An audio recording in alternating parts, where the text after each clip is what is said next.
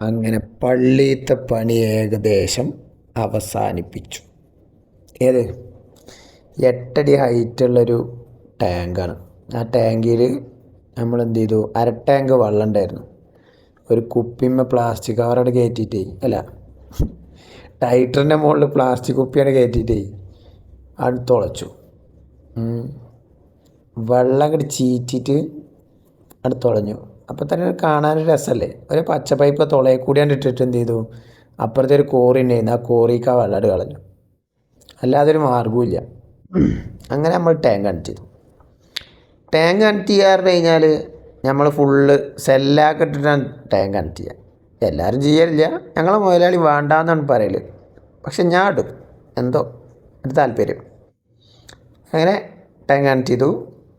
പിന്നെ എല്ലാതും 1.25 കൊടുന്നിട്ട് 1.25 പൈപ്പ് എല്ലാം എടുത്തുക്കും, ഒന്നും നോക്കിയില്ല.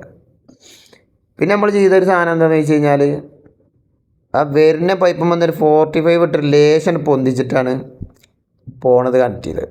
അപ്പം അങ്ങനെ ആകുമ്പോൾ ഇപ്പോൾ ചളി കളയണമെന്നുണ്ടെങ്കിലൊക്കെ ഒന്നിട്ട് കലക്കി വിട്ടാൽ ആ വെള്ളം പൈപ്പിക്ക് കയറാതെ തന്നെ പുറത്ത് പോയിക്കോളും. ഒരു വാൾവും വെച്ച് കൊടുത്തു, സെറ്റായില്ലേ. നമ്മൾ ഈ 1.5 പൈപ്പ് നേരെ താഴത്തേക്ക് ഇറക്കിയിട്ട് അടിയിൽ മതിൽ പൊളിച്ച് അതാ കൺസീൽഡ് ആക്കി അങ്ങനെ കൊണ്ടുപോയി. ഈ ഒരു ഏരിയ ഇവിടെ ആ പൊന്തി നിൽക്കണ പൈപ്പ് കണ്ടിട്ട് കമ്മിറ്റിക്കാരും പൊതുവേ അവിടെ എല്ലാവരും അഭിപ്രായം പറയുന്നൊരു പേരാണ്, പള്ളിയാണ്.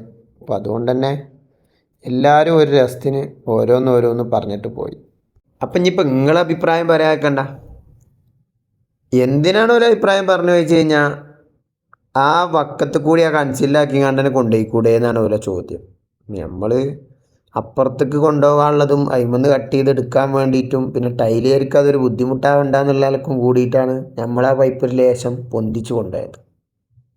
അങ്ങനെ അപ്പം നമ്മൾ എന്ത് ചെയ്തു, വെള്ളം ചാടിയ പൈപ്പ് ഫുള്ള് ഒരു ദിവസത്തിന് ശേഷമാണ് എന്ത് ചെയ്തു, ഫുള്ള് പോയിൻ്റ് ചെയ്ത് കൊടുത്തു. അല്ലെങ്കിൽ നമ്മൾ പൊളിച്ചതൊക്കെ നമ്മൾ തേച്ച് കൊടുക്കുക, നമ്മൾ സ്വാഭാവികമാണല്ലോ, നമ്മൾ സ്ഥിരം ചെയ്യണം. ആ നമ്മൾ ഫുള്ള് സിമെൻ്റ് എടുത്ത് തേച്ചു.